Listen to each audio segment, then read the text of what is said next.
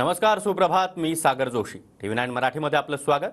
आणि बुलेटिनच्या सुरुवातीलाच लोकसभा उमेदवारी संदर्भात एक महत्त्वाची बातमी आहे. काँग्रेसच्या राज्यातील पहिल्या टप्प्यातील नावांची घोषणा आज होणार आहे. कोल्हापुरातून शाहू महाराजांच्या नावावर शिक्कामोर्तब करण्यात आलाय, तर तिकडे भिवंडीमधून दयानंद चोरगे यांचं नाव सध्या आघाडीवर आहे. गडचिरोलीमधून डॉक्टर नामदेव उसेंडी यांचं नाव देखील आघाडीवर आहे, तर नागपुरातून विकास ठाकरे यांचं नाव सध्या जोरात सुरू आहे. दरम्यान काँग्रेसमधून लोकसभेसाठी कुणाचं नाव आघाडीवर आहे आपण पाहतो आहोत. नागपुरातून विकास ठाकरे यांचं नाव सध्या आघाडीवर आहे. तिकडे अमरावतीमधून बळवंत वानखेडे यांचं नाव सध्या चर्चेत आहे. गडचिरोलीमध्ये डॉक्टर नामदेव उसेंडी यांचं नाव आघाडीवर आहे.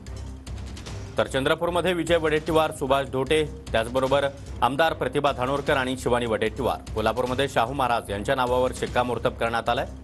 भिवंडीमध्ये दयानंद चोरगे यांचं नाव सध्या आघाडीवर आहे. तर रामटेकमध्ये नितीन राऊत, रश्मी बर्वे आणि राजू पारवे यांच्यामध्ये स्पर्धा रंगली आहे.